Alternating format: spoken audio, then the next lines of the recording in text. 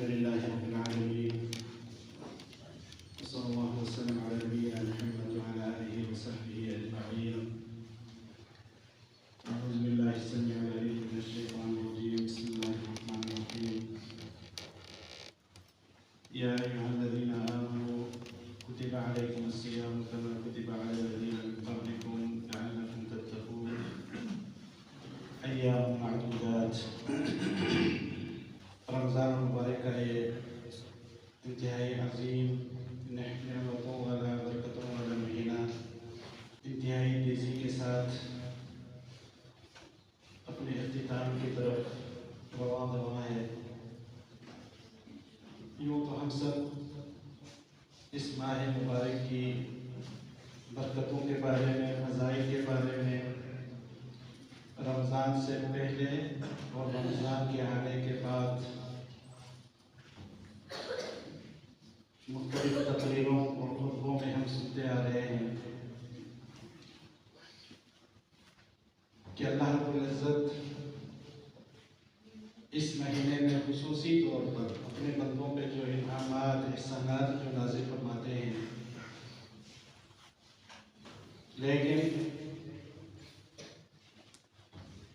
ہمارا ایک تربیہ جو ہمارے جس میں ہماری قوم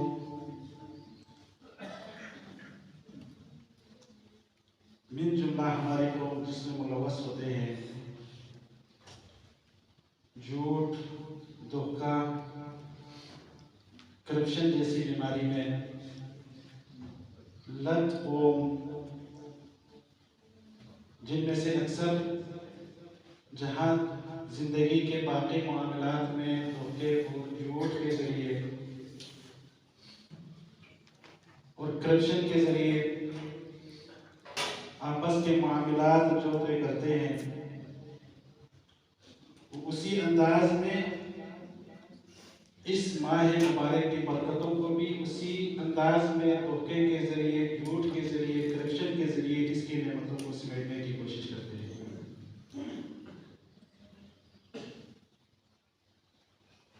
ویسے کسی زمانے میں کہا جاتا تھا کہ یہ فیڈرل بورڈ کا جو پیپر ہے، بلکہ کچھ اساتذہ اسٹوڈنٹ کی رہنمائی کرتے ہوئے یہی کہتے تھے کہ اس پیپر کو حل کرتے ہوئے پہلا سوال آپ اچھی طرح حل کر لیں اور آخری سوال اچھی طرح کر لیں، باقی سوالوں کے جوابات آپ جو مرضی میں آئے لکھ دیں، آپ اچھے نمبر آپ حاصل کر سکتے ہیں. وہی کرپشن، وہی لوگوں کے ساتھ دھوکے والا معاملہ یہاں اس ماہ مبارک میں اللہ کے ساتھ کرنے کی کوشش کرتے ہیں اور اللہ کے ان فرشتوں کو دھوکہ دینے کی کوشش کرتے ہیں جو اس کی ساری باتیں، سارے کام، بلکہ دل کے خیالات. حدیث میں آتا ہے کہ جب انسان کسی نیکی کا عزم کرے، نیکی کا ارادہ کرے، تو اللہ رب العزت اس کو اس کے نامہ اعمال میں اور فرشتہ اس کے لیے نیکی لکھ دیتے. دل کے خیالات، دل کی سوچ جہاں فرشتوں سے جو مخفی نہیں ہوتے، وہاں پہ عمل کے ذریعے ان کو دھوکہ دینے کی کوشش کرتے ہیں. بلکہ باقی اسلامی معاملات میں بھی جہاں پہ ان کو آسانی ہو، جہاں پہ اس کا فائدہ ہو، جہاں پہ اس کی مصلحت ہو، اس پہ عمل کرتے ہوئے جہاں اس کو معمولی بھی مشقت ہو، وہاں سے جان چھڑانے کی، منہ چڑھانے کی انسان کی کوشش ہوتی. جبکہ یہ عادت بنی اسرائیل کی جب بنی تو اللہ رب العزت نے ان کے بارے میں ارشاد فرمایا اَفَتُؤْمِنُونَ بِبَعْضِ الْكِتَابِ وَتَكْفُرُونَ بِبَعْضٍ. کیا تم جہاں پہ تمہارے لیے فائدہ ہو اس پہ ایمان لاتے ہو، اس پہ عمل کرتے ہو، جہاں پہ تمہارے لیے تکلیف اور مشقت ہو اس کو چھوڑ دیتے ہو، اس پہ کفر کرتے ہو؟ فَمَا جَزَاءُ مَن يَفْعَلُ ذَلِكَ مِنكُمْ إِلَّا خِزْيٌ فِي الْحَيَاةِ الدُّنْيَا. اس کا انجام کیا ہوگا؟ دنیا میں ذلت اور رسوائی، اور آخرت میں اس کے لیے انتہائی دردناک عذاب. اب آج کل مسلمان کیوں ذلت اور رسوائی کی زندگی جی رہے ہیں؟ اس کی اصل وجہ یہی ہے کہ جہاں پہ اس کو فائدہ ہو وہاں پہ اسلام کا نام نہ کرو، وہاں پہ اسلامی تعلیمات پہ عمل کرنے کی کوشش ہو. جہاں پہ اس کو تکلیف ہو، مشقت ہو، وہاں پہ جان چھڑانے کی اور مولوی پر چھوڑنے کی. یہ ایک مفت خوری کا جو ایک اس کی جو عادت ہے، ہر چیز مولوی کو چھوڑ دیتے ہیں، یہاں تک کہ نماز کے بارے میں، نماز کے بعد جو دعا ہوتی ہے جو انتہائی اللہ کے ہاں یعنی قبولیت کے بالکل قریب جو ہوتے ہیں، وہاں پہ بھی مولوی پر چھوڑ دیتے ہیں کہ وہی ہاتھ اٹھا کے دعا کرے، ہمارا کام سے پیچھے آمین ہی کرے۔ جبکہ نماز کے بعد ہاتھ اٹھا کے امام دعا کرے، مقتدی اس پہ آمین کرے، ایک بھی حدیث سے ثابت نہیں ہے نبی کریم صلی اللہ علیہ وسلم سے۔ لیکن ہم مفت خور قوم، مفت خوری کی عادت ہمارے یہاں بنی ہوئی ہے، ساری چیز عالم ہے، کوئی بیمار ہو جائے تو آگے کسی عالم کو بلا لے، قرآن کی تلاوت، قرآن پڑھنا ہو، قرآن کی تلاوت کی اگر کسی نے اجر و ثواب فضیلت اگر کمانی ہو، مولوی کو بلا کے اس کے ساتھ تلاوت کرے۔ تو یہ ایک تربیہ ہے جو ہماری ایک جڑوں میں جو بس چکی ہے، وہ بیماری جو ہمارے جب کی اس ماہ مبارک کی جو نعمتیں ہیں، برکتیں ہیں، اس کی جو فضیلتیں ہیں،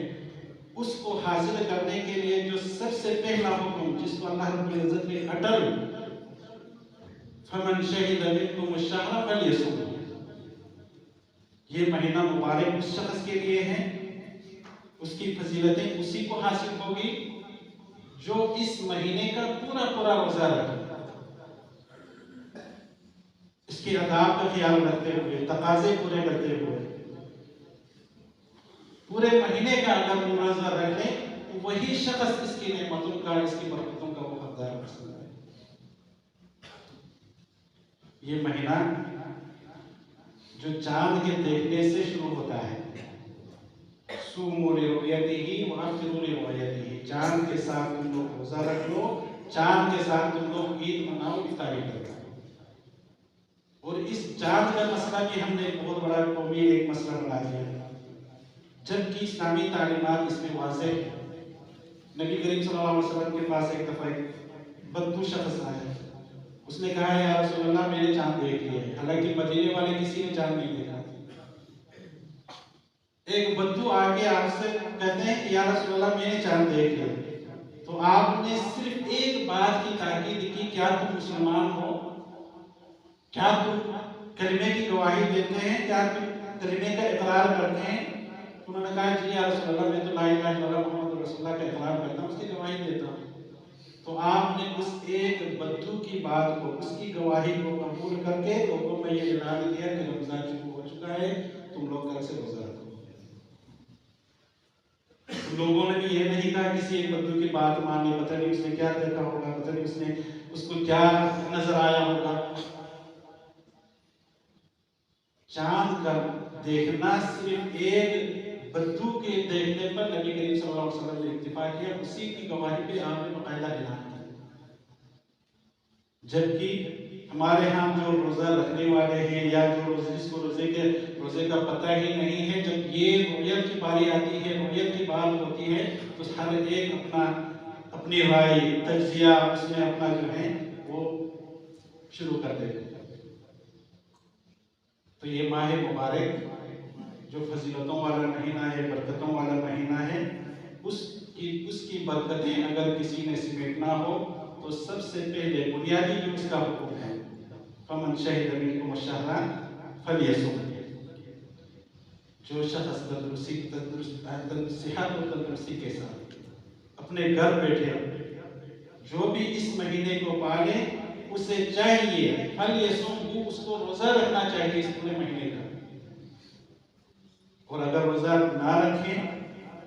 تو نہ صرف وہ اس مہینے کی برکتوں سے محروم رہے گا، اگرچہ مختلف صدقہ خیرات کر بھی لے، نیک خیراتی کاموں میں بڑھ چڑھ کر حصہ بھی لے، نہ وہ ان برکتوں سے محروم رہے گا بلکہ اس کا اسلام خطرے میں ہوگا۔ جیسا کہ حضرت علامہ شیخ فضلی صاحب نے آپ کو اسلام اور ایمان کے ارکان کے متعلق تفصیلی آپ لوگوں کے ساتھ گفتگو کی،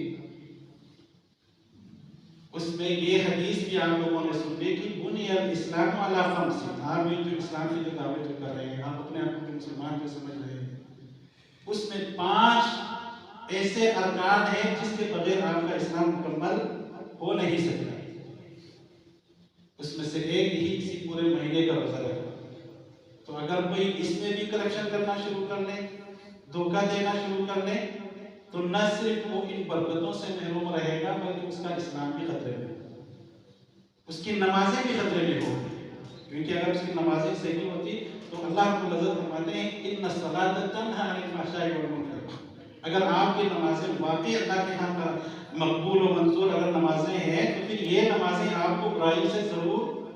آپ کو روک دیتی، بلکہ اگر کوئی شخص اس رمضان میں اگر روزہ نہ رکھے،